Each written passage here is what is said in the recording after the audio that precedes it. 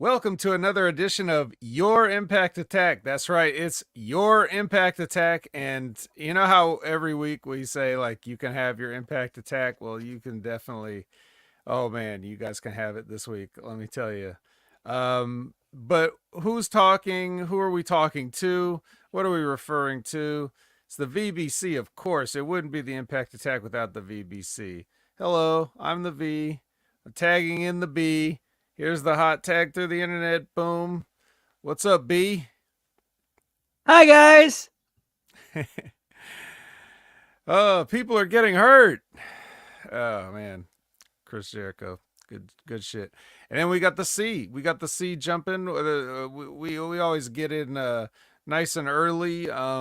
These are the people that are early to join us. I'm sure there will be more. I'm sure there will end up being more than there were in those empty seats at the Impact taping. But who do we have so far, Brandon? Well, let's see who we got hanging with us. We got Elizabeth, we got Canada Spaceman, we got Darkside Caster, we got Labrat, and we got Gam Wolfers. Whoop whoop. What's up to you guys? Happy Monday. Thank you for kicking the week off with us. Hope we do it well for you and set the tone. Whoop whoop. That is a super team. That is what you would call a super team. LeBron James is about to join this chat. That's how super of a team this is. This is the Avengers, pal. That's right. It's the Avengers. One of the Avengers is now one of the villains. So that's like the biggest news that we have all this week. I was looking at see if there's like wrestling news or even Impact news or anything, and there ain't. It's basically what I came to the conclusion as. The only thing anybody's talking about is Robert Downey Jr. as Doctor Doom. So I was gonna make a reference to it when we got to the Eric Young match, but plans change. So here we are talking about it. I know he must have been heartbroken. Like that was probably like he just thought that could have been him up there at Comic-Con, and they could have had one of those like slow songs of some white dude singing. Um, you know what I'm saying? Like doing a Johnny Cash remix of some pop song or something. Like that would have been that was Eric Young's dream just shattered. They're like, nah, we'd rather just get the guy that played Iron Man to do it. You Sorry, know what Eric though? Young. I'll give him credit with everything that went down with I forgot what his name was. The guy who was supposed to be the main villain coming up in the MCU, Kang. Yeah, And all the Jonathan shit that went Majors. down with him. Robert Downey Jr. as Doctor Doom. I think that's a fantastic replacement. Fantastic replacement. Oh yeah. Oh, Robert Downey Jr. was canceled before canceled was even a term. Yeah, he overcame that. That's right. And then when people try to pull that up and do it again, they'd be like, yeah, like you do realize he did that as a sarcastic attack on people who do that for that reason. Oh, you're talking about the Tropic Thunder thing. I was just talking about his regular life. I was talking about waking up butt naked in somebody else's house. We've forgiven Robert, despite 2008. Dude, anybody who can pull themselves from where he was at to where they were at now, like, bro, that should be looked up to and admired. That's right. Two characters, man. Two characters that wear suits of armor, man. That's what he can do. Robert Downey Jr. So, well, some people may not know this, but it's very, and I don't know if it's more a commentary on me or the world, but as I've gotten older, Doctor Doom has become more and more of like a hero of mine. I somewhat understand the need to like just sort of take over and crush the world under my grip slowly. Like I get that now. Like I didn't get it as a kid. I just thought he was a cool looking villain, but now I'm starting to get it. And so I'm interested to see where this goes, but and it's definitely the injection of sort of hype and getting people talking that uh, that the Marvel Cinematic Universe needed, because it was kind of, it was kind of slumping a little bit in the past couple of years, partially because of what you were saying. And it's a shame because, like, it's a shame for a couple reasons. One, because I really found Jonathan Majors to be a captivating actor.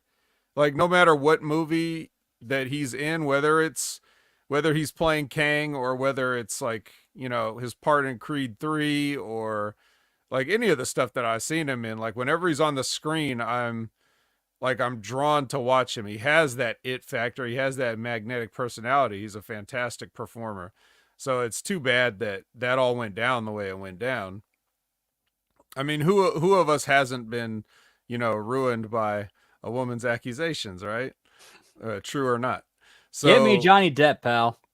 here you go. So that was unfortunate, but and the truth is, like, that wasn't the reason Marvel was in trouble. It's just bad content compared to how good their content was earlier on.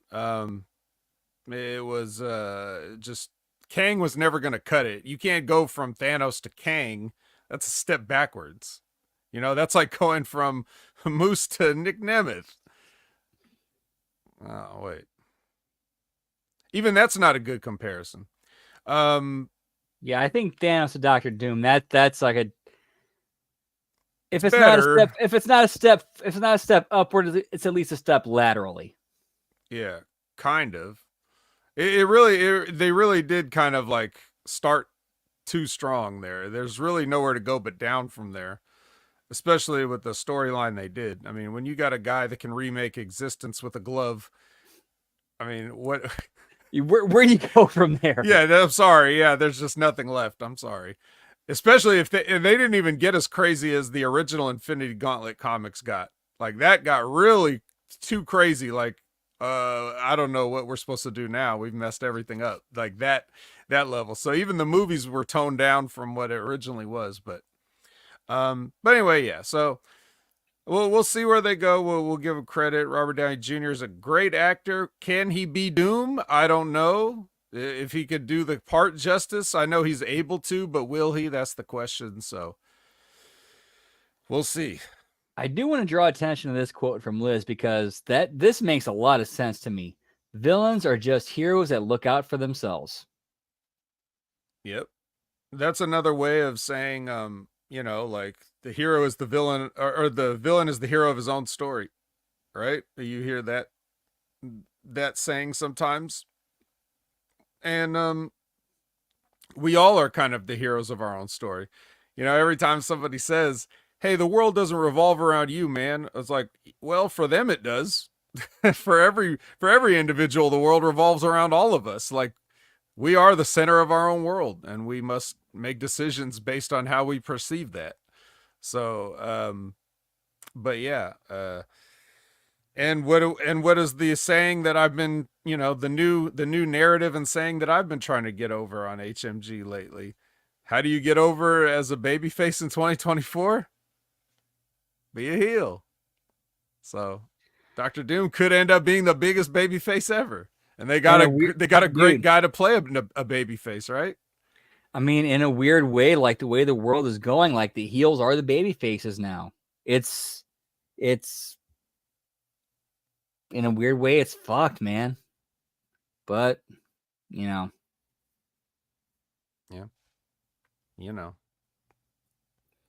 Ooh, I like that too. A hero would sacrifice one person for the world, and a villain would sacrifice the world for one person. Yep. Although in a lot of cases, if you flip that, those are the stories we get. How many stories do you see where the supposed hero has the fate of the world in the balance, but, like, their boyfriend or girlfriend's in trouble, so they go save them. They save them first, right? So it's an interesting way to look at it. I just thought of the perfect yin and yang to that too. Remember, you ever play Final Fantasy X and Final Fantasy X 2? I didn't. Oof. Titus and Chewie are perfect for that. Like, oh, that's kind of a tough one. If you don't know the story of those two of the Final Fantasy X universe, like that's kind of a tough one to kind of understand. But Titus and Chewie are kind of like two characters who are in like one's the main character of the first one, and then one's the villain of the sequel, and they're basically like mirror images of each other. I see. Well, you know, a lot of Final Fantasy plots were just Star Wars. Maybe 10 and 10-2 wasn't that one. Maybe they had a different one. And then John Wick kills everyone for a dog. What's up, Colin? Whoop whoop. That's right, Colin. Everyone, it's only for a dog. Yeah, and then he just keeps on doing it, like for 3 more movies. Fuck him, pal. Right. So yeah, this is a much more fun and interesting conversation than the one that we're gonna have about this Impact episode. It's pretty. No, Gam. Griffith is not the hero. Never let anybody tell you that, Gam. Griffith is not the hero. He is not the hero. Maybe Guts isn't the hero, but Griffith damn sure ain't the hero. Yeah, pal. Yeah, pal. So, you know, I don't know. Is there anything else that we can stall for time to talk about before we? Not 100% sure, but at least we got a punching up to help us get through this. Yeah, at least we got that. All right. Well, we can also start with a question that Chris Winland wanted to. No, Colin's never read Berserk a day in his life. He doesn't get an opinion. My love for you is ticking clock, Berserker. Did he just say making fuck? That's beautiful, man. Yeah. All right. Let's just reenact Clerks for the next 90 minutes instead of talking about Impact. He's never read it. Don't even dignify that comment with a screenshot. Brandon, it's a liar. You ever wonder how much the average jizz momper makes per hour? I am never coming here again. And the best part is the dude is buying glass cleaner and paper towels. Right. That's so good. See, Kevin Smith, he had ingenuity, you know. He knew how to work with a limited budget. He had a very limited budget. You contrast that with TNA, they have way more money than Kevin Smith does. And they still can't figure out how to get the most out of it. The whole idea behind, like, with them putting the curtain over the windows and then the sign of I assure you we're open was because they could only shoot at night. So like, okay, that's how we get around that. We just say, oh, the shutters are closed because somebody jammed gum in the locks. Bunch of savages in this town. Bunch of savages. And the best part about that is the way he's the beginning of the movie, he's making that sign and it says, I assure you we're open, right? And he hangs the sign over the shutters, and every person that comes in every person that comes in the store says, what smells like shoe polish? And literally every person that speaks says, are you guys open? Like that's the first thing everybody says. Oh, dude, that's one of the most, dude. That's something you pick up like after a couple of times watching it, because there's so many jokes that your brain can't process them all the first time. You have to watch it a few times to get it, and then like you'll start seeing the layers of the onion. I'm not even supposed to be here today. Right. 37 dicks in a row? In a row? If you're going to be insubordinate, you got to go the full 9 and not pussy out when it comes to free shit to drink. What do you want to drink? Get me a Gatorade. Hey, we're out of Gatorades. Exactly. Oh boy. All right. This has now become the Clerks cast. Are y'all open? Well, yeah, obviously we answered the phone. Do Clerks the cartoon now. We could do that. We could do Clerks the I think I can do it. I'm sure Brandon can do it. I've never seen Clerks the cartoon, unfortunately. What the fuck? All right, show over. Well, thank you for joining us, guys. Brandon has stuff to do now, so we have to abruptly end the stream. All right. Well, that's or what your if we homework. turn it into a stream of the Clerks cartoon, like we do a couple episodes? Yeah, let's do that. We should do that as like a bonus bonus HMG Clerks cartoon watch along. Who's got it? Is anybody streaming it right now? Like I think originally it was owned by Disney. So I don't know where, if they've put it up on Disney Plus or something, but I don't know. If you guys know, let us know. So that way everybody can watch along with us, so we can all point everybody to the same place so they can stream it, you know. But yeah. Boom. There we go, right there. But I don't have Apple TV. I got $2.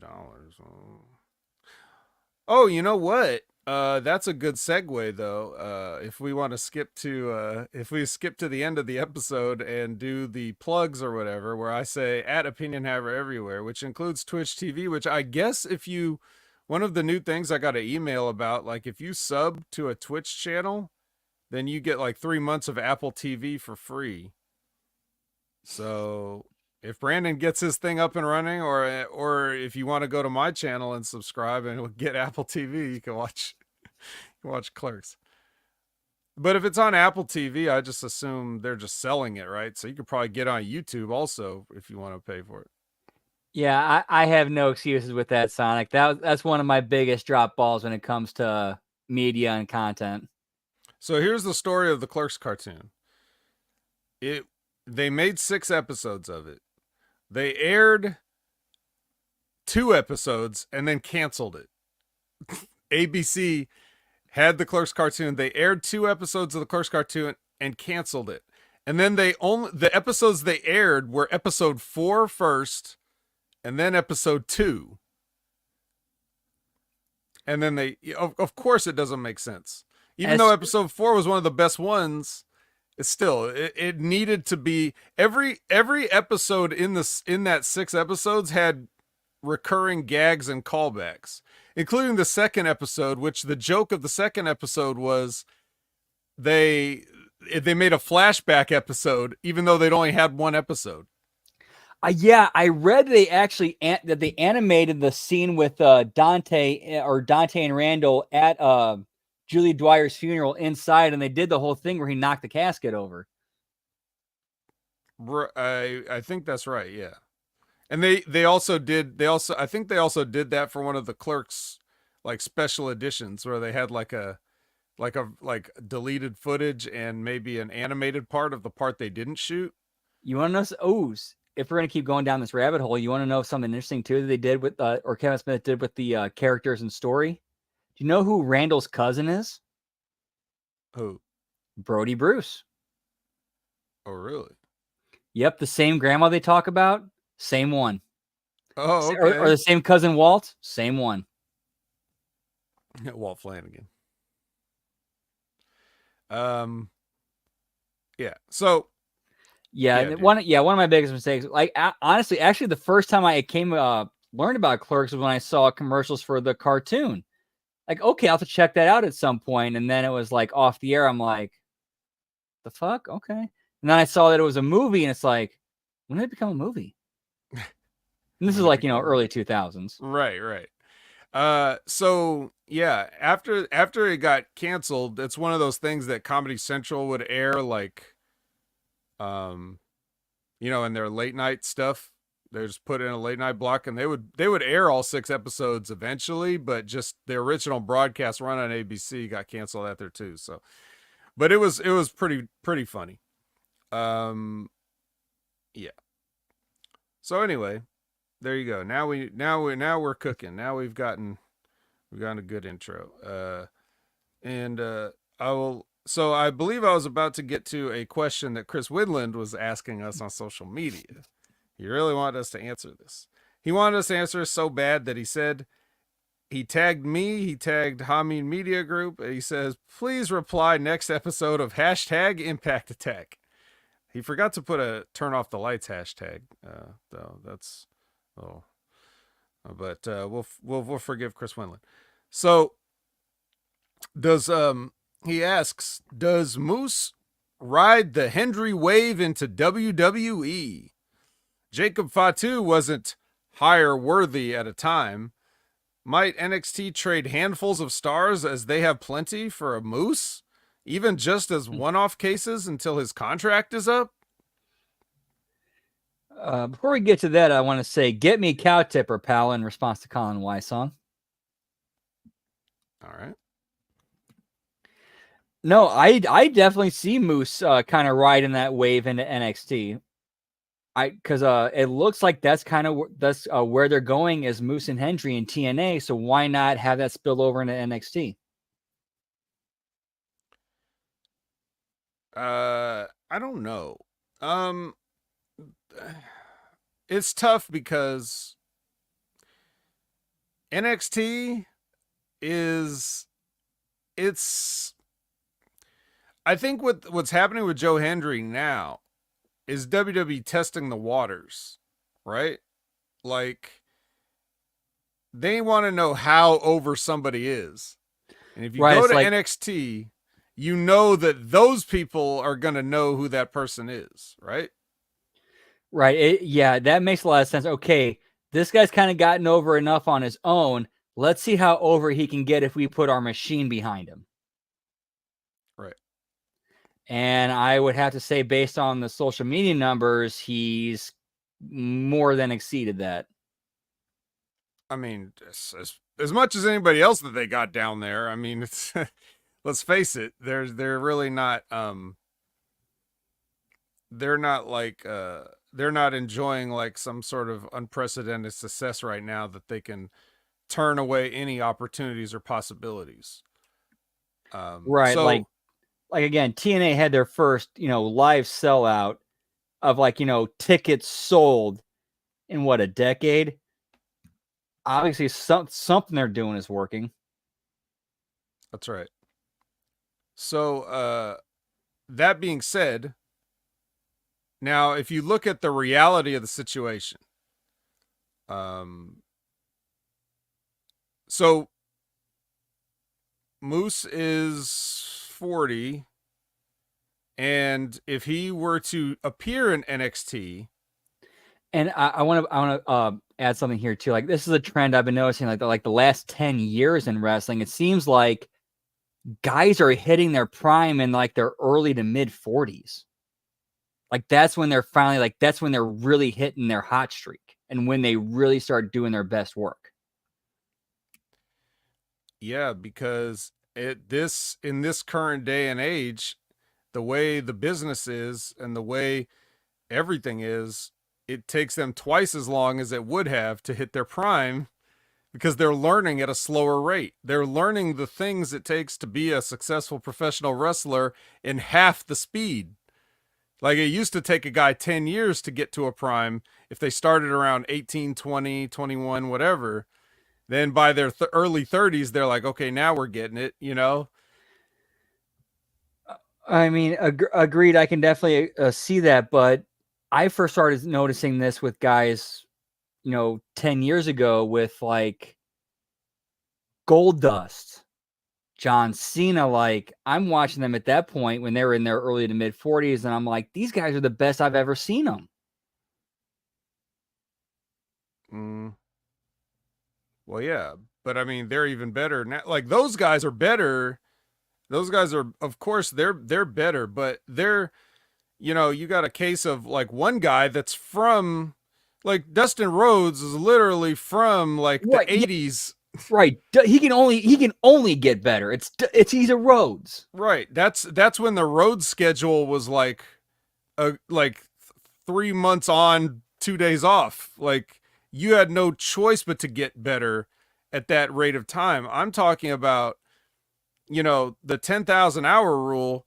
The 10,000 hours is like coming way, way slower than it used to because you had to be on the road grinding wrestling matches, cutting those promos. Like WWF would put you in a room and make you do promos for individual towns that they were going to for like local events and things like that. So you had to do rapid fire promos. You had to have matches like 5, 6 nights a week. Like you were getting it way faster. Right. Like one example I can think of is like Liv Morgan. How long has she been on the main roster, and it's just now finally starting to click with her? Yeah. Again, Liv starting to click. starting to click. She's been in the developmental system for 10 years.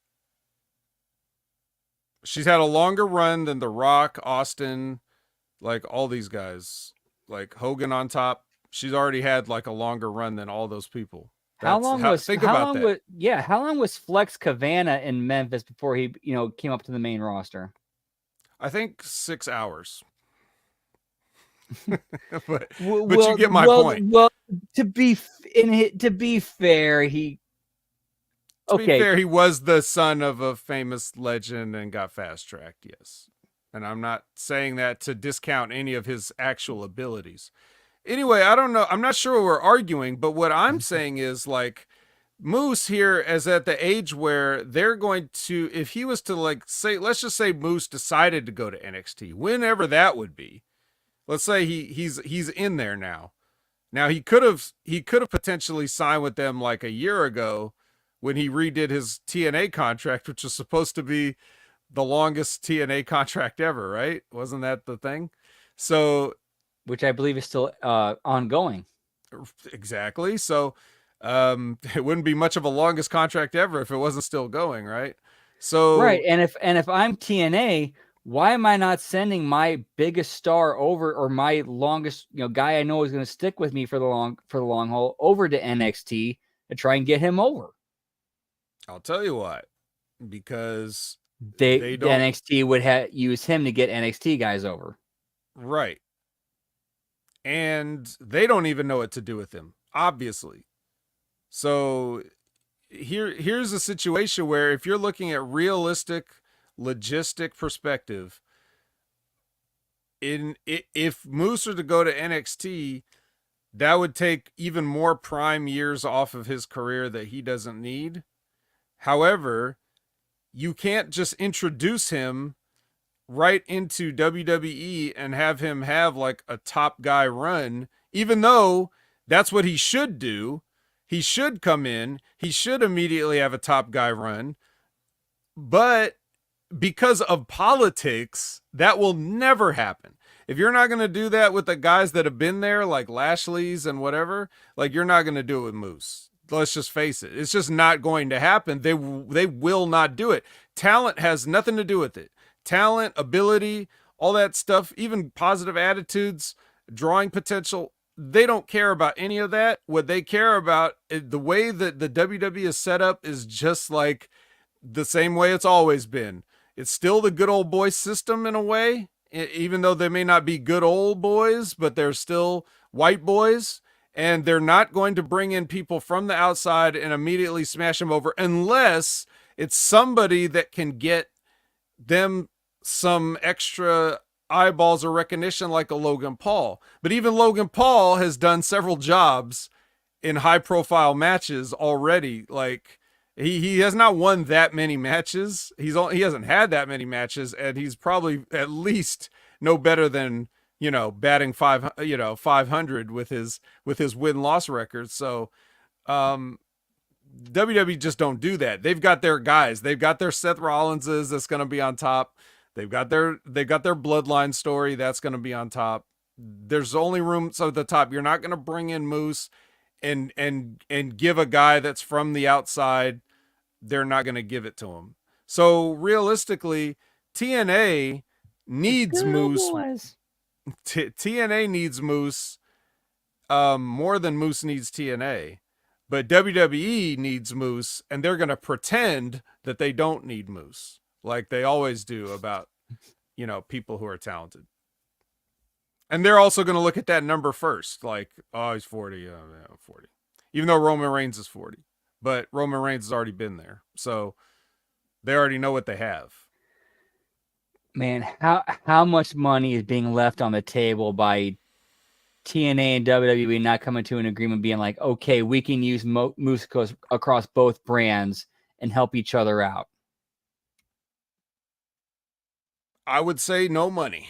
No money's being left on the table. I just don't think it's realistic money these days. It has nothing to do with how I feel about the companies. Doesn't really have to do with how I feel about the talent. It's just how I feel about the fan base and the way wrestling is monetized now. I just don't think that they, they would, in their mind, they will have to re-educate, they will have to re-educate their audience on who these people are when they bring them in, It's okay to do somebody like Jordan Grace, right? Because it's like, well, one look at Jordan Grace, you just look at her and you're like, okay, for a woman, she looks different than other women that we see. She's an attraction. I hope you understand what I mean when I say this, because we're both huge Moose fans. We're not talking about us. We're talking about them. You bring in Moose, there's a lot of big athletic guys. He doesn't stand out in their mind, Yeah, now when you put it that way, I can definitely see how Moose would get lost in the shuffle there. Yeah, like at least in compared to like a Jordan Grace versus women, to Moose versus men. Like Absolutely. there's dudes in WWE that are as big or bigger than Moose. Can they do what he does? No, but that's beside the point. I'm looking at the company's perspective on it. So as well as the perception of their fans who have never seen Moose before. Right, and Jordan Grace as an unknown, it doesn't matter if she's well known or not, because again, she passes the eye test, and then some eye tests, and then depends on which eyes you're looking with, but you immediately get it, and then it's like, okay, well, I've never heard of this person, but damn, why haven't I heard of this person? Just from looks. And then that should be like that with Moose. Like anybody that sees one Moose entrance, like if WWE were to bring Moose in and treat him like a big deal, they could get him over, of course. The WWE could get anybody over. The WWE could get everybody over. They could get Apollo Crews and Baron Corbin over if they knew how or if they wanted to. But they don't, and they don't. So that's what I'm saying. Like right now, the way we've felt about Moose is because of his TNA presentation. He's a big fish in a small pond. And if he goes to be a fish in a pond, then that's how the WWE will see him. They will not treat him special. They won't give him the Roman Reigns treatment, even if he deserves it, even if he's good enough. So that's my fear. My fear is that if Moose leaves the small pond, we won't get the entrance music. We won't get the lighting. We won't get all that stuff. If he goes to NXT, they will do his entrance. We've seen that with Joe Hendry. But NXT's too small for Moose, in my opinion. Like, it's better to just be in TNA. However, if they're just going to keep treating him the way they're treating him, NXT's kind of the same thing, right? A lateral move, to use the phrase that you used earlier about Robert Downey Jr. or, excuse me, Dr. Doom and Thanos, right? It's a lateral move to NXT would be fine. But then where does it go? Then you just what? You just treat him like a call up to WWE? Then at some point, WWE is going to have to start making NXT a bigger deal in their universe again, like they did back when they tried to have that, that push for it when guys like Keith Lee and Adam Cole were winning matches and they won the Survivor Series that one year, that kind of thing. It's got to be towards that again. Or something else I just thought of too. Like if they started doing a thing where TNA starting to encroach upon it on NXT, you have a War Games Team TNA versus Team NXT. Team TNA goes over. They start being treated like a legitimate threat. Now they start getting more confident. They start getting more, I forgot, maybe a little bit arrogant. Okay, we beat NXT. Let's see what happens when we start sticking our nose in the main roster. Let's get involved in those storylines. Like kind of like a slow encroachment. Right. But you would almost have to well, here again, it's all based on WWE and the way they would do things. They're not going to upset their own apple cart just to bring Moose in, right? Now, if you, I'm sure if you hand Brandon or me the keys to the WWE and say, all right, you guys are booking now, then we would just upset the apple cart and bring Moose in and have him beat everybody and win the belt. But that's not going to happen over there. So what they would have to do in any sense is they would have to have somebody else like demand that Moose show up to get him over that way. Because if somebody they know, like an LA Knight or one of those people is like, all right, Moose, you've had enough playing around with the small time. Now come and play with the big time. Ooh, I just thought of the perfect, like they're the current champion. You can have Ethan Page call out Moose. He gets cocky. Because he knows he's got Josh Alexander in his back pocket to back him up. Again, that's so small time. We need to think bigger than that. I'm not wasting my time with that. I'm just saying, like, that's what would be the best way to, for Moose to get into the WWE, the best entrance point would be getting called out by somebody who's over. Almost like, I wasn't going to come over here, but since my name was invoked, now I'll show up, and that builds the anticipation that way. If the WWE just tried to put a video package or something, like, it's not gonna work. I don't think. I would think it'd have to be something where maybe Drew McIntyre goes under to Punk.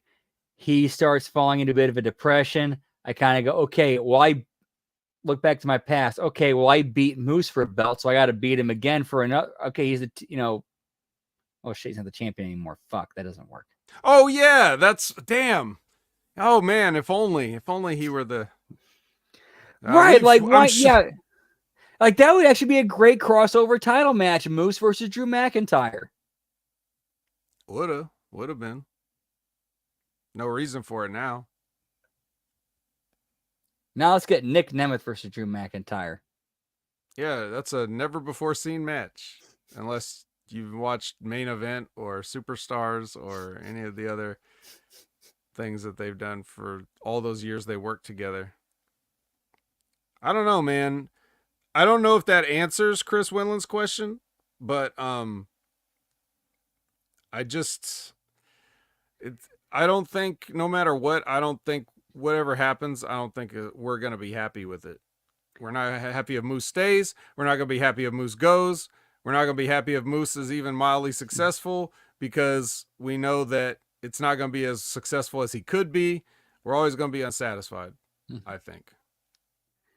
Well, some breaking news from Chris Winland. We got a Jesse Ventura sighting on Raw.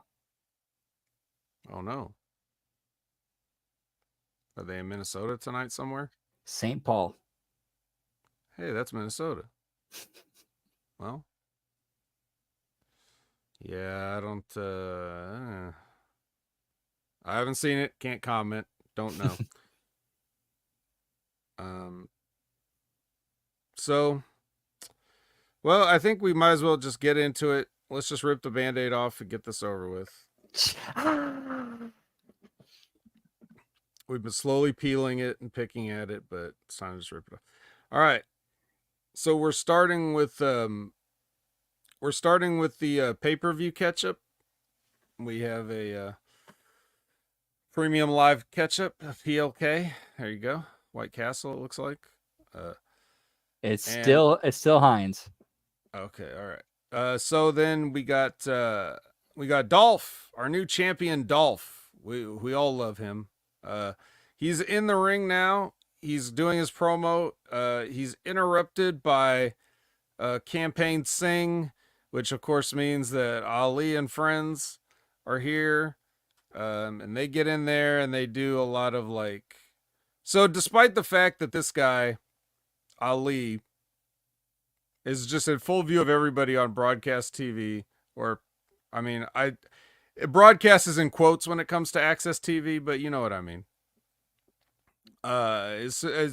He's right there in full view of everybody, clubbing somebody in the head with a nightstick. But now he's still trying to play this politician of like, I want to shake your hand, sir. Like, I think that train has sailed, but he's still going with the gimmick.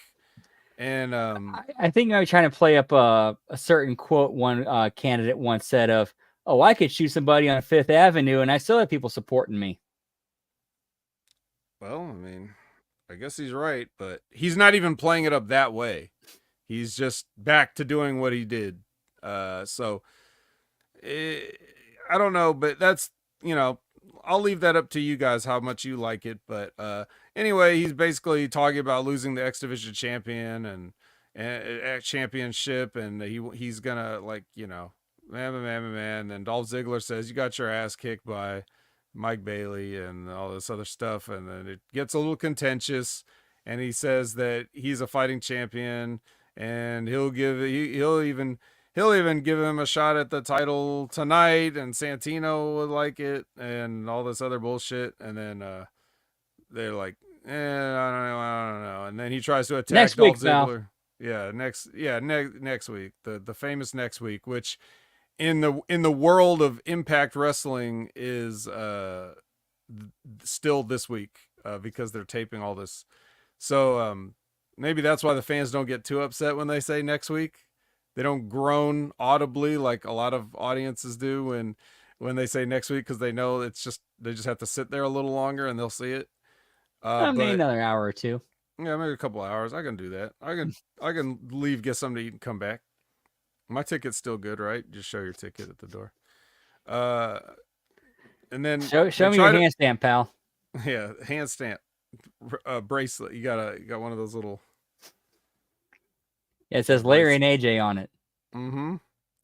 So anyway, he tries to attack Dolph, but it doesn't work out. Dolph gets over on him, and the entire group of people leave. Bested by one man, the wanted man. Oh God. Yeah, okay. I don't have anything else. That's the segment. What do you think? Way to telegraph the finish for next week.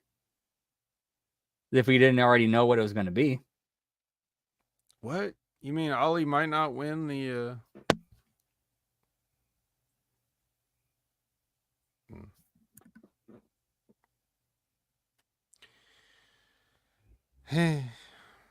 all right. Well, there we go.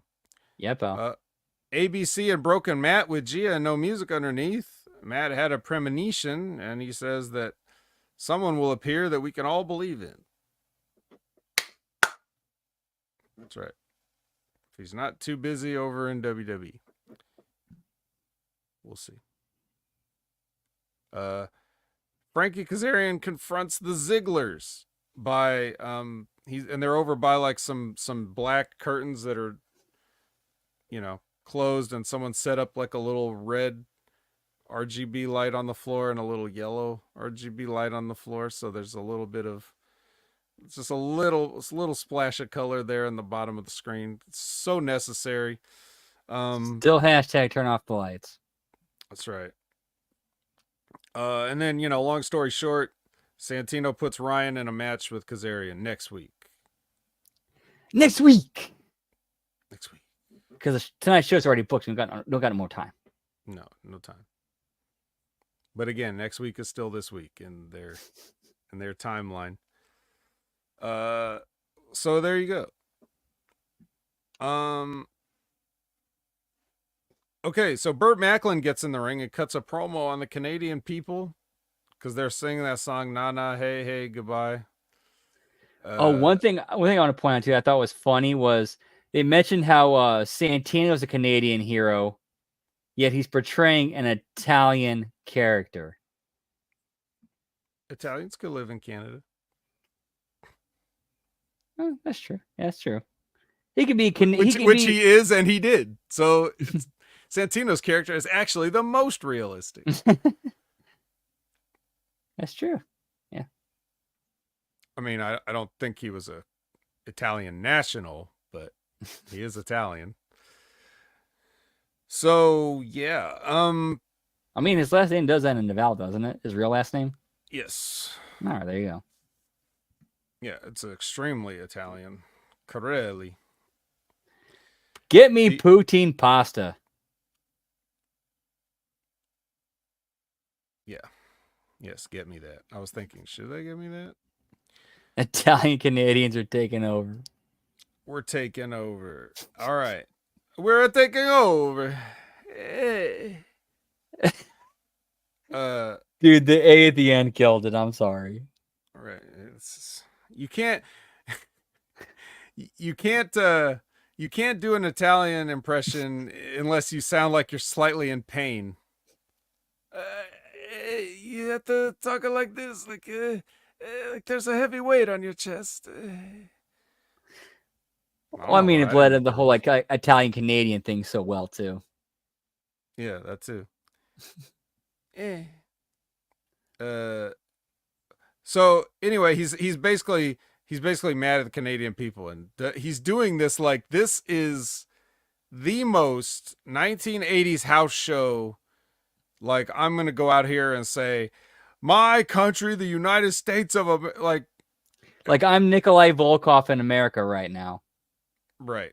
This isn't even 1997, bro. This is not a thing. They chanted at you not because they're Canadian, but because, well, you're Burt Macklin. So that's what it was. And then, of all people, they're gonna try to get Cody Deaner to come out here and be he's giving us the gabagool. Media M5, baby. That's right. He would be laughing his ass off right now if he heard me. So Deaner, right? He comes out, and he's like trying to get over with Canada as a Canadian. He has to, first of all, he has to tell everybody because they don't know. And then he says, like, he's using Canadian references to also try to get over. Like, he's just out here saying Canadian shit. Like he's like, I'm gonna go to Timmy's and put some maple syrup on this. Like, I'm just like, that would be like if Brandon was like he goes out to cut a promo on somebody, and he's like, and let me tell you, I'm gonna give him the old 2-piece and a biscuit, just like Popeye's chicken. Like, if I was listening in Atlanta, yeah, we all know, you know. We got Al Robinson in the house. Food. Whoop whoop, gentlemen. The point is, we all know what American fast food chains are, and trying to use something like, say, Burger King to hype up a crowd to get behind you that you're American is like the dumbest idea. I'm gonna give him the Whopper. I'm gonna give him a good old American Whopper. Like, you say that right in the middle of the United States, like, you think a crowd's gonna cheer for that? That's exactly what he's doing. Calling out Tim Hortons to try to get Canadians to cheer is like, it's the equivalent of that, and they didn't. So that gives you the idea. In fact, this whole entire crowd was funny to watch because, like, that's funny that Canada Spaceman says there aren't that many Popeye chickens. That's my point. But you got Tim Hortons, though, right? Would you get hype if you went to a live show, Canada Spaceman?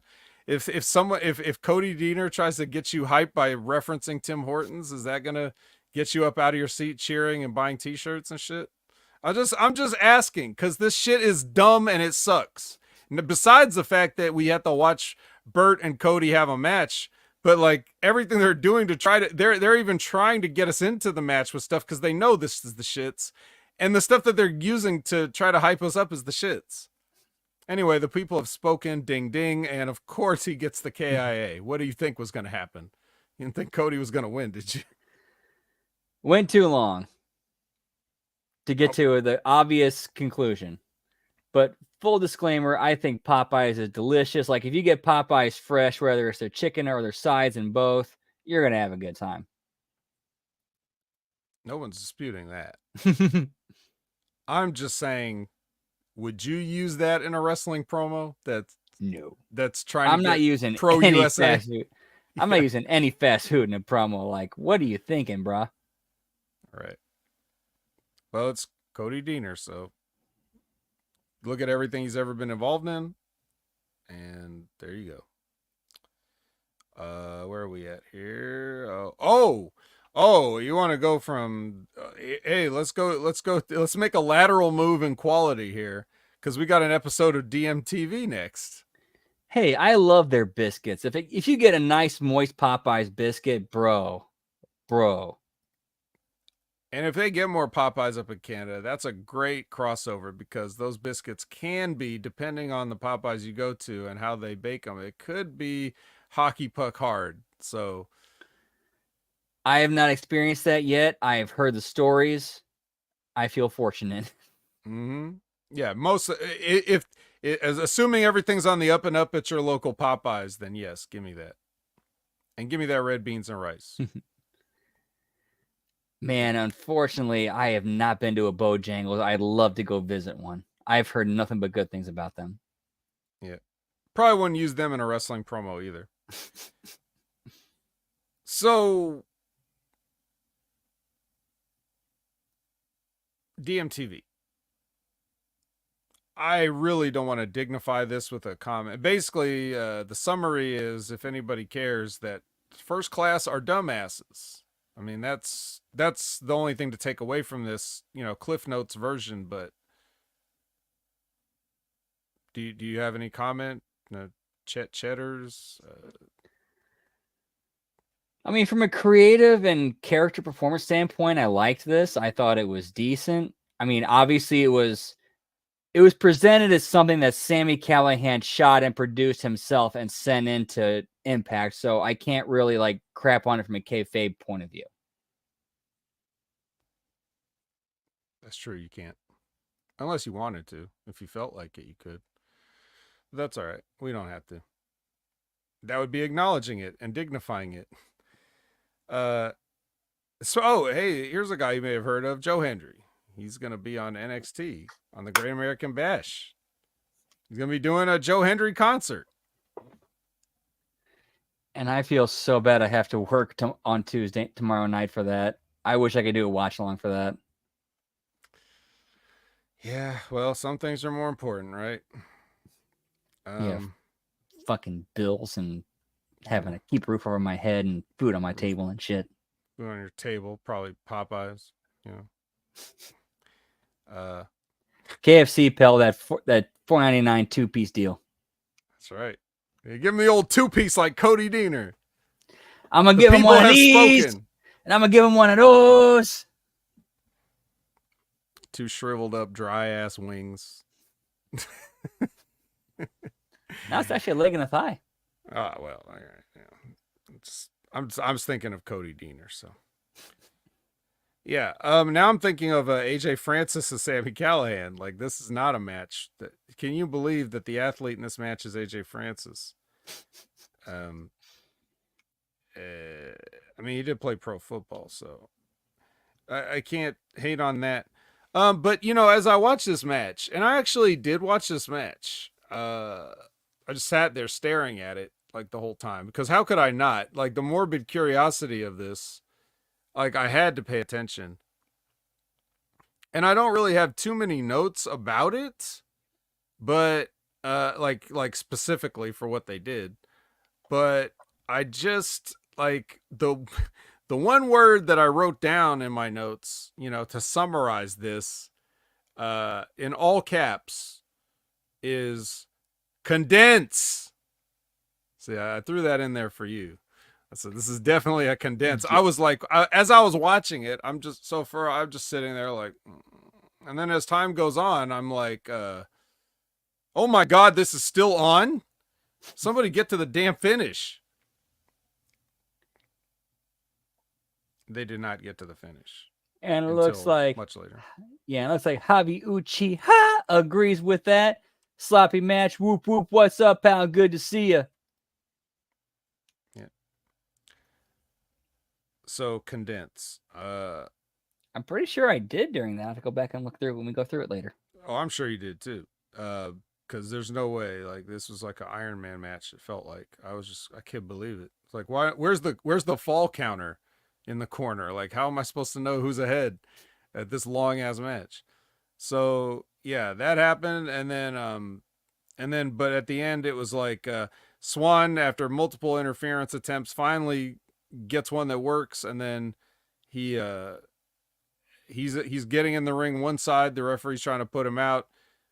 Bishop comes in the other side, clotheslines Sami Callihan, and then AJ Francis hits the down payment choke slam for the win.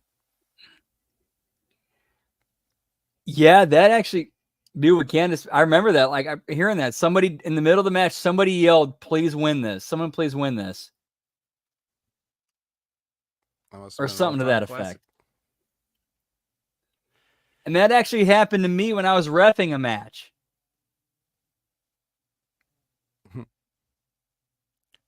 Labrat says, who's bigger, AJ or Sammy? Well, I mean, AJ is very tall height-wise, so, like, he's ahead on that. If you smushed him down, like, his body would kind of form into the shape of Sami Callihan. So it's kind of like, in weight, it's a wash, but I would say bigger for their frame is Sami Callihan. I think if you kept height and weight in proportion and you increase AJ's height, I think Sammy would be bigger. He's just so much fatter. He's so fat. He's so fat even compared to how he was 2 years ago. I swear he's gonna have a heart attack or something. Plus, he's fat. And yeah, in the immortal words of Scott Steiner, he's fat. Yep. Any other thoughts on this particular endeavor? 'Twas what it was. I mean, went too long to get across what they needed to get across. Okay.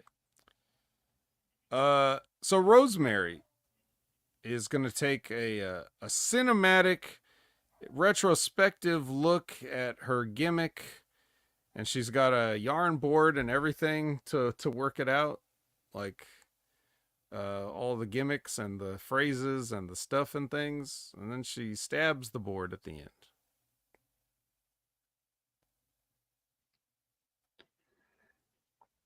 Again, how are we any further with her character than we were 2 months ago? We've just been running in place the last 2 months with her. Like, maybe the only like real development is with her stalking Ash and Ash by Elegance and the concierge, but where has that really gone? Nowhere.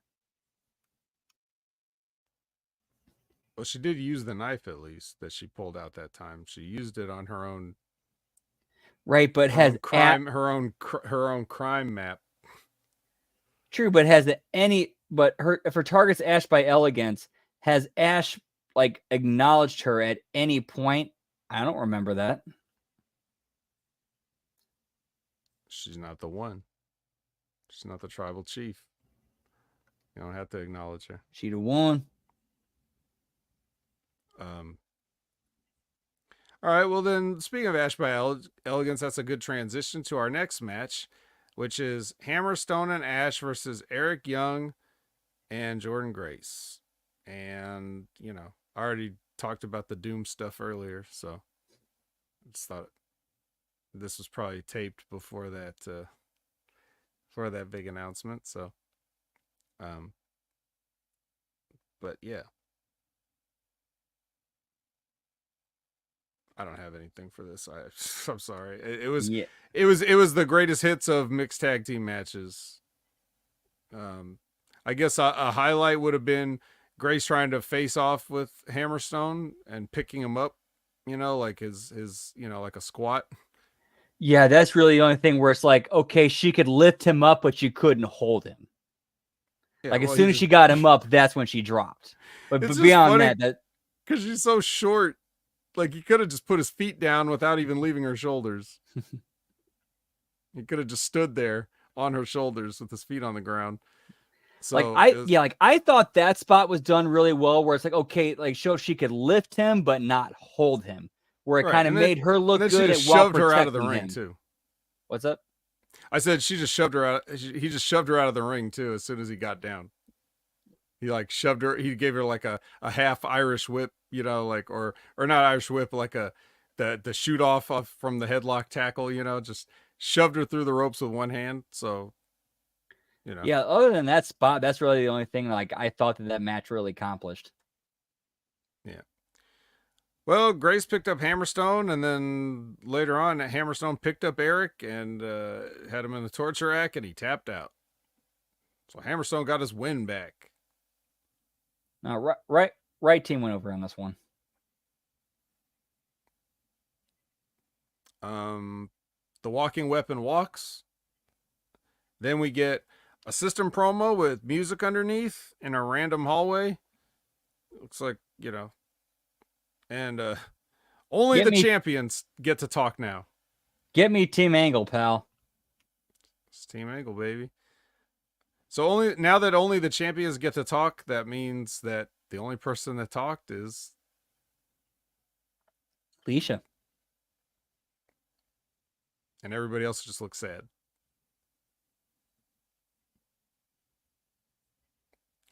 Well, Josh is he's got new music now.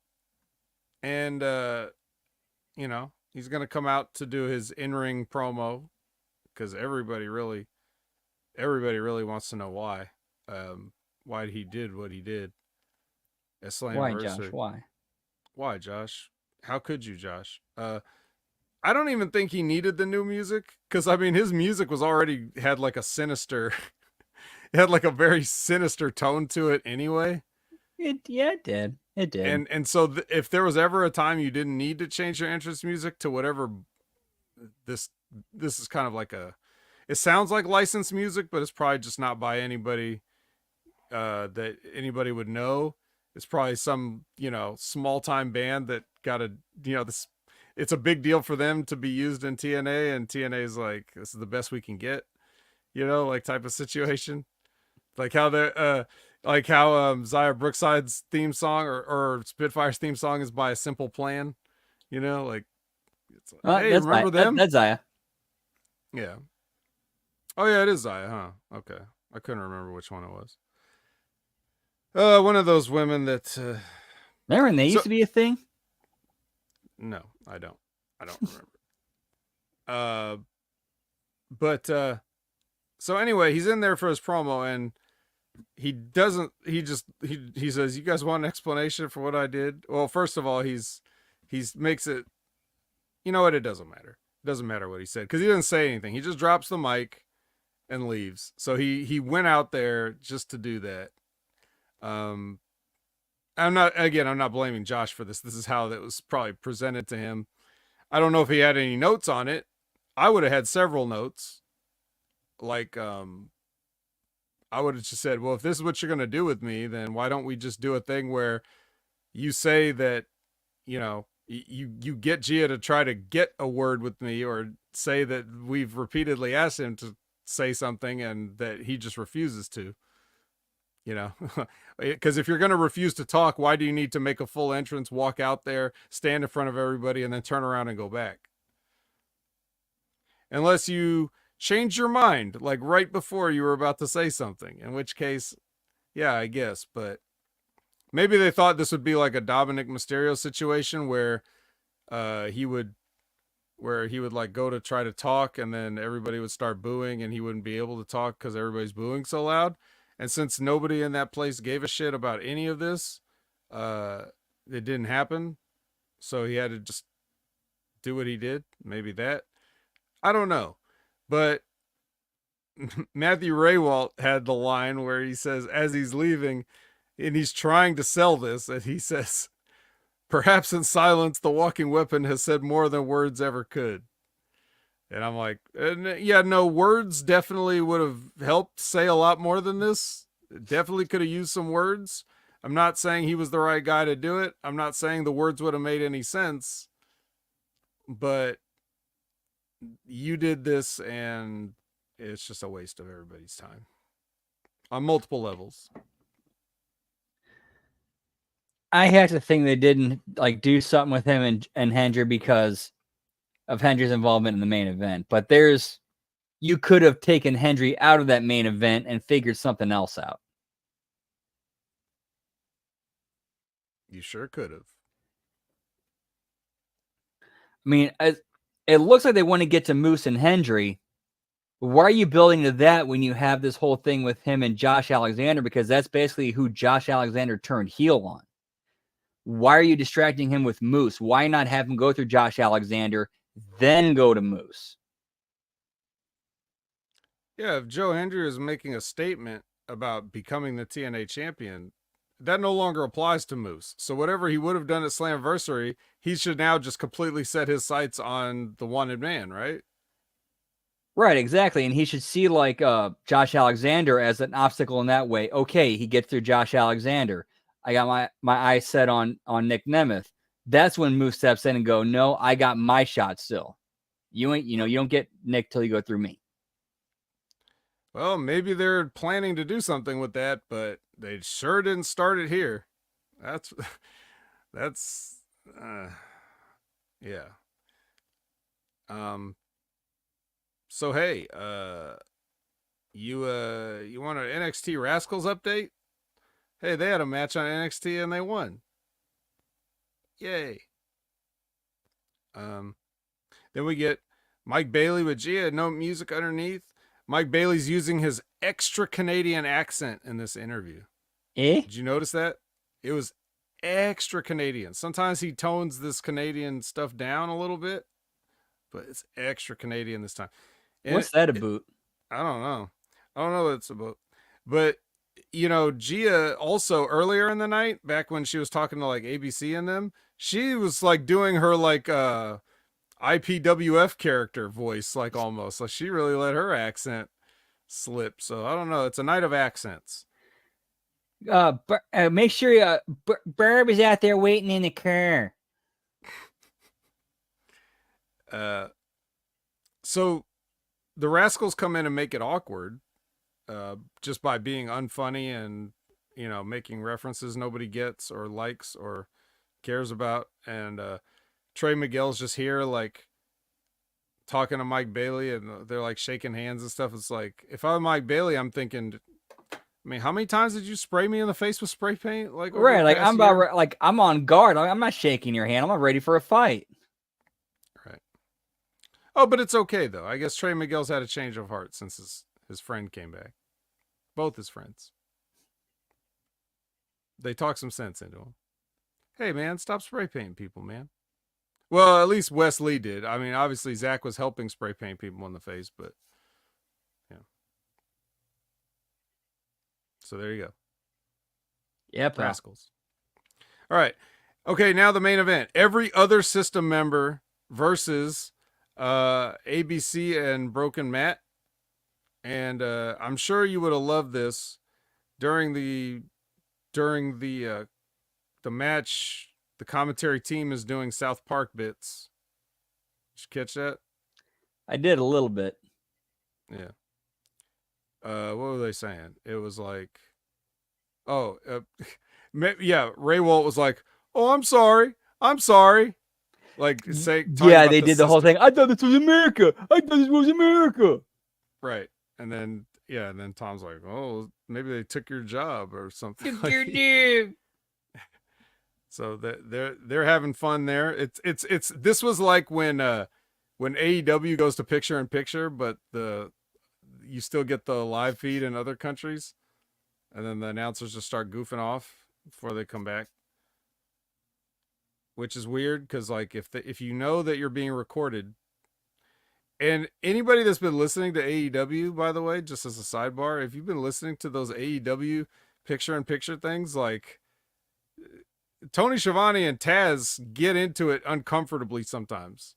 Well, it's really one-sided. Taz just berates Tony Schiavone or whatever, but yeah, it's definitely not a gimmick. But Moose eventually makes it down to ringside. But then so does Joe Hendry. That's right. My whole thing for this match is this: 6-man tag, whatever. It doesn't matter. But this is exactly what we were talking about when we were talking about Matt Hardy and JDC at the Slammiversary match and everything. So you mean to tell me that this guy who attacked your wife in the building, well, you were in the building, like right under your nose, he attacked your wife, and you're just gonna stand there on the apron waiting your turn?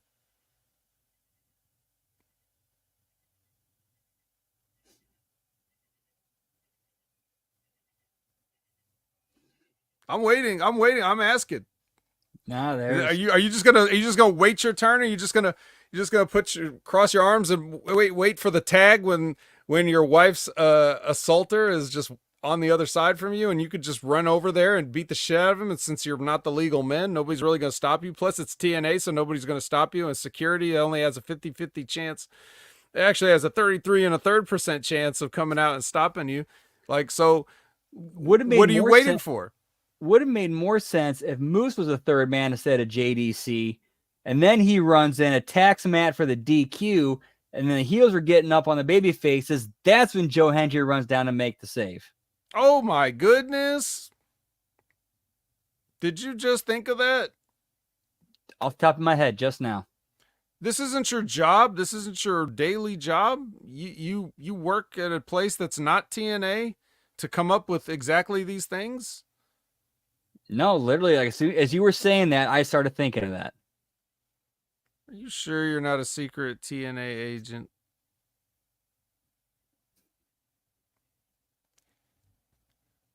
Yeah. Like Labra says, that's wrestling, folks. Well, that's the problem. It didn't used to be, or at least whenever it was good, it wasn't that. I would just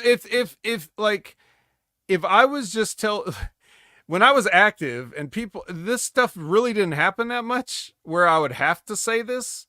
But if it did say that, like, I would just say, if I was presented with a situation that didn't make any sense, I would just say, well, why wouldn't I just, that's how my sentence would start. Why wouldn't I just blah, blah, blah, whatever it is. You're going to wear that. You're going to wear that eyebrow piercing in this ring with me. Why wouldn't I just rip that out? Brandon, are you Tommy Dreamer in disguise? He caught me. He caught me. My mother. All right. So yeah, this sucks. So Moose, you know, Matt was just gonna politely wait for his turn to get his hands on JDC. Moose was gonna get a turn with JDC too, because he's gonna accidentally spear him, which leads to a base splash for the win. And then every babyface stands in the ring with their hands raised in the air. We're all a big, happy babyface family. And that's the end of the show. Thank goodness that's the end of the show. Yeah, Unfortunately, next week is another show. And this is just, this is definitely regressing. I don't know if you had like, for me, I had this feeling. Did you have this feeling, Brandon, where you're watching this episode and you're like, TNA is regressing? Like, it's noticeable with this episode specifically. Yeah, this episode felt like it was a televised house show. Like, if I bought a ticket to watch this show live, I wouldn't be mad with what I saw. Like, I'd be satisfied, be like, okay, I feel like I got my money's worth. If I'm sitting at home watching TV, I feel like I just wasted 2 hours. The way they had the setup in this arena, where not only they weren't shy about showing the empty bleachers or whatever, but like, and they had a good amount of people though, don't get me wrong. It's just a bigger venue than they needed. You know, there was plenty of space available if anybody did want to buy a ticket. I think it might have been the same venue that had Slammiversary in. It might have been, but you know, they had the lights down in that show. And this one, they had the lights up, like way up. And I'm not talking about the ones backstage that they put in front of the black curtains. I'm talking about the house lights were up. And speaking of sitting at home watching on TV, that's how these people were acting, because the hard cam was placed across from apparently a high traffic area. I saw fans just milling around, getting up, leaving or whatever. Some slightly overweight woman doing like the Sasquatch film walk. Like, it was just, there was a board security guard like right in view. He's just standing there at some entrance, just like, yep, that's my job. And it was very weird the way they did it, but so yeah, not only did it feel like house show effort, which there's nothing wrong with house shows, like Brandon said, if you go to one, it's fun. Watching it on TV though, you saw things that even TNA doesn't normally. It's just like a complete lack of any. It reeks of phoning it in. It reeks of laziness. It's just emblematic of everything that kind of, everything that's wrong with the world today that inspires me to be Dr. Noom. But that was the show. Now it's time, as Brandon juices up, it's time to punch it. Let's punch this show in the face. 2-piece and a biscuit. 2-piece of biscuit and fries. Yeah, pal. And that iced tea that no matter how much ice you put in, it's always warm. Yeah, no kidding. You put ice in that tea and you just watch the ice just melt. And then you take a sip and it's still room temperature. Man, one of the earliest lessons I learned working in fast food was when you fill up iced tea, you make sure you fill the ice all the way to the brim. And there you go. Alrighty, so we're going to kick this off with our recap. We got a double ketchup packet this time because they happen to be stuck together. And of course, you can see it's Heinz. 2 packets. I got 2 packets. Then we go to our intro, Pyro and Ballyhoo, announce table, rundown card for tonight, talk about recent events and give their thoughts. We go to an in-ring. Then we go to an in-ring with the Nick Nemeth and Mustafa Ali, same as on the show with Ali coming out. And we go backstage to the parking lot. The System arrives in a limousine. Announcers wonder what the System has up their sleeves for the night. Go to our first commercial break. Announce desk. Talk about how the System isn't speaking to anyone. Speculate on their future. Plug the SDL PCO wedding for next week. Match number 1, Steve Macklin versus Cody Deaner. Yeah, Steve Macklin music and entrance. Condensed promo. Cody Deaner music and entrance. Condensed promo. Condensed match. Backstage, Gia, ABC, Matt Hardy. Same as on the show. Backstage, Nick and Ryan Nemeth with Frankie Kazarian and Santino. Same as on the show. Right, it sounds like you're phoning it in, just like they did. Have they inspired you to phone it in too? Like, does this whole thing drag your effort down? We're only about a quarter way through the show. We're just about a quarter away. I would have condensed that whole. I would condense that whole Diener and Macklin thing right off the format. Dude, I'll say this much: I added 2 extra matches and an extra vignette to this show. Oh, I see. Okay, well, I'll wait for it. Oh, also, I want to say, I didn't mention this during the review, but did you like how, like, Mustafa Ali clearly went to his tailor and said, okay, a size smaller, please. I want everybody to see how jacked I am. Dude, for his character, that works. Yeah. All right. I'm ready. All right. And then we go to our, go backstage to the System's locker room. Gia is outside the locker room. She says they've been trying to talk to the System since they arrived at the building. And Alicia said she'll give a statement. Alicia exits the locker room and says that the System will speak when they're ready to speak. Go to our second commercial break. We come back with DMTV, same as on the show. Match number 2, AJ Francis versus Sami Callihan. AJ Francis music and entrance with Rich Swann and Josh Bishop. Sammy Callahan music and entrance, condensed version of the match on the show. You go to the vignette with Rosemary, same as on the show. This is our first added match. Kevin Knight versus Jonathan Gresham. Kevin Knight music and entrance, Jonathan Gresham music and entrance. Gresham low blows for the DQ as soon as the bell rings. Oh my Gresham tries to infect Knight before Kushida is out to run off Gresham. And then announcers say we will hear from the system after the break. We go to our third commercial break.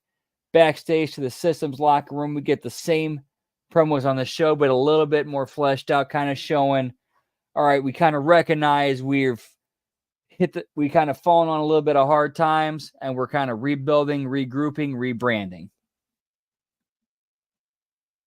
And does Alicia say all this by herself? No, it's like a voiceover of all members. If I was producing this. Okay. Match number 4, Ash by Elegance and Alexander Hammerstone versus Jordan Grace and Eric Young. Ash by Elegance music and entrance, Alexander Hammerstone music and entrance, Eric Young music and entrance, Jordan and Grace music entrance, condensed version of match on the show. Backstage with Gia and Matt Hardy and ABC. They're not fazed by the system. Nothing will change what happens tonight. Josh Alexander walks by. Gia excuses herself to follow him. Gia tries to ask Josh about Slammiversary, but she ignores her. Before we go to our fourth commercial break, we come back with the in-ring with Josh Alexander music and entrance, same as on the show. Then we go backstage with Gia, Mike Bailey, and the Rascals, same as on the show. Match number 5, this is the second extra match. Zaya Brookside versus Giselle Shaw. Giselle Shaw music and entrance with Gail Kim.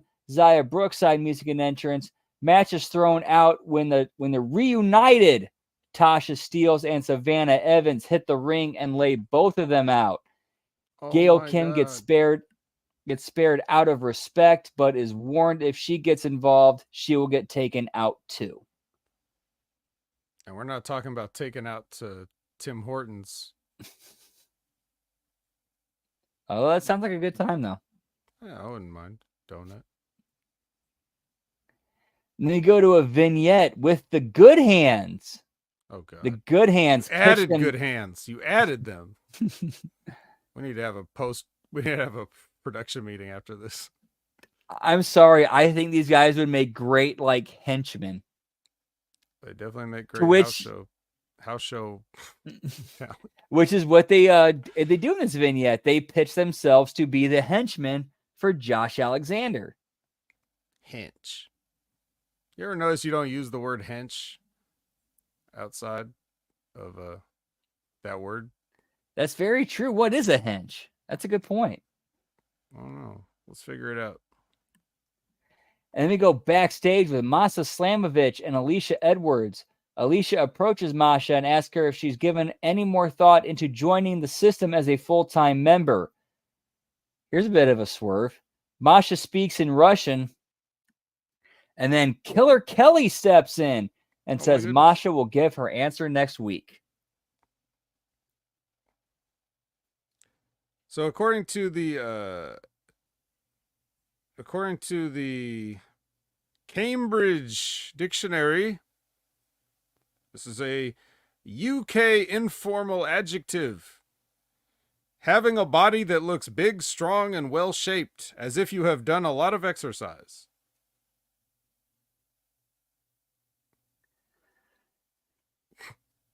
You know what? To be fair, like that actually works. Like for henchmen, that works. Well, it makes sense why we don't say that word because it's English. Here's some examples. Did you see how hench Ronaldo looked when he took his shirt off? Or she's stronger than the henchest guy in the gym. That must be talking about Jordan Grace, obviously. Fewer examples. Your brother's well hench. Here are 5 ways to get hench. Getting hench doesn't make you attractive. All right. This is one of the better AIs, but it's still AI. This whole thing was written by AI. Cambridge Dictionary is AI. Confirmed. Go ahead. That's a term we need to start bringing into American slang. Like, you want to get hench, bro? There's there's only one job for a guy as hench as you, backing up a villain.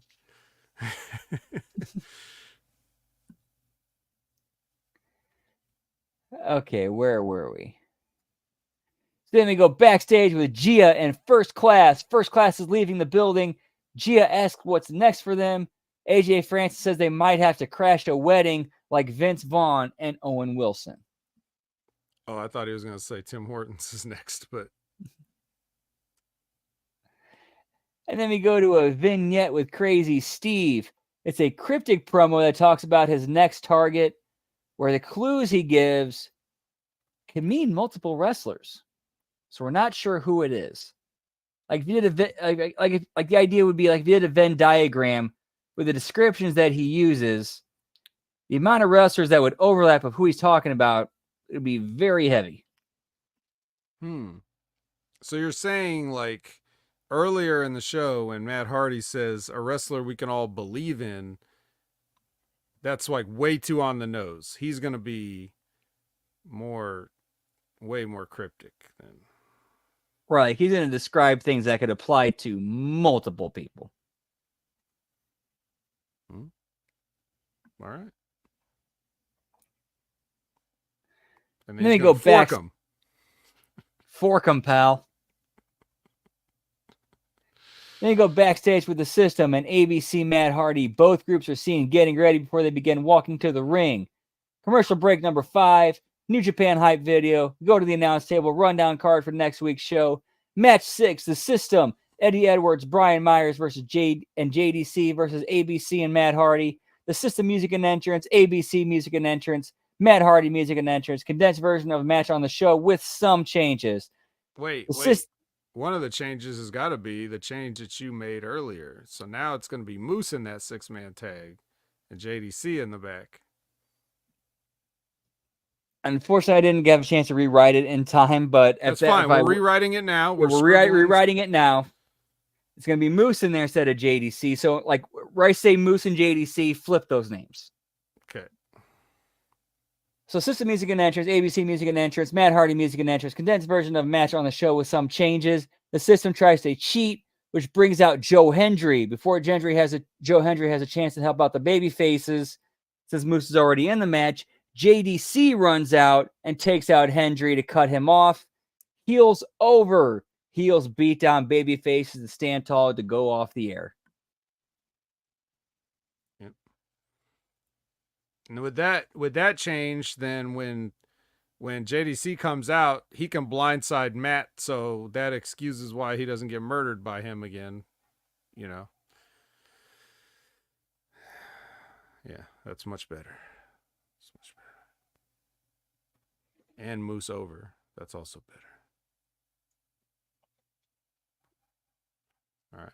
Well, Lab Rat, that needs to be with the collaboration. That needs to be a match on the John Cena retirement tour.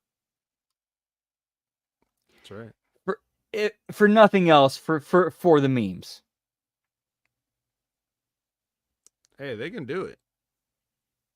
John Cena, especially at this stage of his career and life, he loves to do those things where he's like, "Hey, look at me doing things.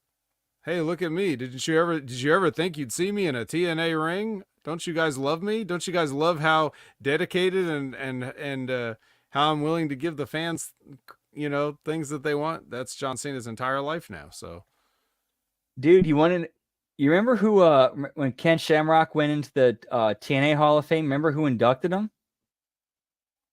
Yeah, some guy. Yeah, some dude. Some guy he used to work with a lot back in '98. What was that guy's name? Shit. Something Johnson. I think it was probably the Big Boss Man. Yeah, that's right. They were tag team champs. I forgot about that. Mm-hmm. Maybe it was Val Venus and Billy Gunn for going after his sister. Yep. It was probably one of them and no one else. But of course, that also was the time when, Dwayne Johnson wasn't really that like he didn't lower himself to appearing on WWE television that much either. So Yeah, it that was was kind of a during weird the time. that was during the what was it? When they were doing the tape shows in the Performance Center. Yeah. So, and he can do whatever he wants, but yeah, I could see John Cena doing something. I don't think it'll be Crazy Steve, even though that was hilarious. But I could I see could John s- Cena going to TNA now, like I just to do a shot. I could see John Cena being like, "Can we please just do something with me and him for one match just for the lulz, so we can just say we did it." I could see John Cena doing that. Well, we're calling it now. If John Cena does this or anything like this, he just shows up in TNA for a promo, then we're taking full credit. Yeah, pal. There you go. Well, I guess that's all we have for you. We've given you lots of things. We've given you some talk about things like Doctor Doom, the Clerks cartoon, a potential future John Cena angle for his retirement tour, and then, you know, somewhere way down the list of things that you probably wanted, the review of this episode of Impact. So, there you go. And now it's time to tell us where you can find us if, you want to find us somewhere outside the Impact Zone. So, Brandon, where can the people find you? I'm currently on Twitter, or as the kids call it these days, the X at LG Brandon Whoop. Twitch is still under construction. I still having issues with that. I'm kind of running into some monetary issues now with getting that up and going. But, hopefully we should be. I'm in a spot where if I work my ass off enough and some fuck me up enough, I should be able to have that going sometime in August, hopefully. Not sure when, but that's the goal. So that's going to be twitch.tv/LG Brandon Whoop Whoop. And then I'm also on Substack at HMG Brandon. And our schedule for watch alongs this week, we're going to be doing AEW on Wednesday, SmackDown on Friday, and a late start of the SummerSlam show on Saturday, plus the Scrum as well. Do something a little bit different. See if we can get any have any fun watching that, see if we can get any gems out of that. And then Sunday will be the Impact watch along. So hope to see you guys then. Whoop, whoop. All right. Give me them donuts, pal. Full schedule. You got now you have your Twitches under construction, but the people can still follow you, right? They can just go there and follow you so that when you're ready, they'll already Yeah, absolutely. All right. So go do that. And as for me, you can follow me everywhere at Opinion Haver, all your social media platforms, video game platforms, platform heels, with the goldfish in them, everything. Disco Stew. Yeah. You can find me every Wednesday at 8 a.m. Pacific, 11 a.m. Eastern for the Next Level Wrestling Review to cover the NXT portion of this great crossover with Big Ray Hernandez. We'll do that for you. And if you want to talk about that AEW, then no better place than after the collision on Sunday at 8 a.m. Pacific, 11 a.m. Eastern. Jimmy T and I sift through the wreckage. And that's always a good time. We got Wrestling with Rip Rogers every Friday. We got Stevie Richards every Friday. Friday's a big day for wrestling. So you can check out a new Wrestling with Rip Rogers and a new Stevie Richards show every Friday, and on their respective YouTube channels. And you can, I don't know if it's Friday, maybe Saturday, but I think JTG's YouTube channel always drops a new video as well this week. Stevie talked about who's better, Bret Hart or Shawn Michaels. He's going to prove it with math, not even Steiner math, just good old math.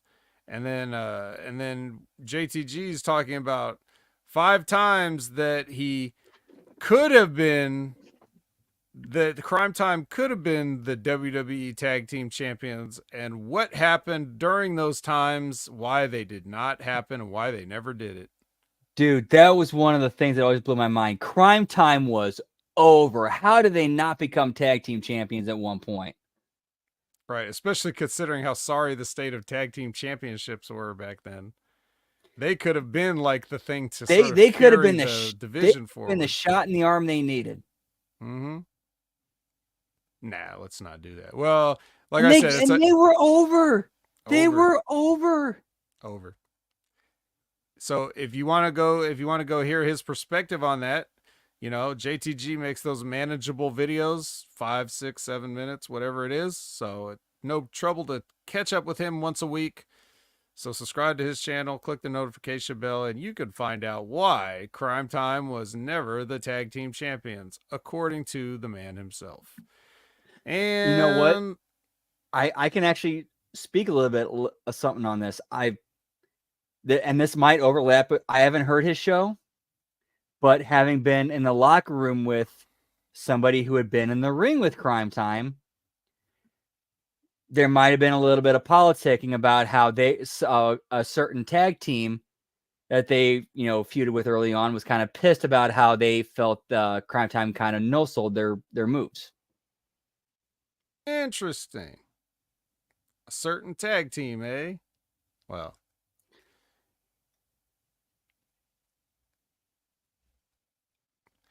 we will. Because they're blank, blank, blank. They're dynamite. Right. So anyway, let's just say that you can leave all the speculation to whatever JTG gives you in his video. He'll let you know the true story, at least from his perspective on all these things. It is a very interesting video, hearing about some of these things. Some of it I knew, some of it I've forgotten. And some of it had not been shared publicly, I think, until now. So, other than maybe his book, which he will direct you to buy to get more on one of the stories, including why they got released the first time.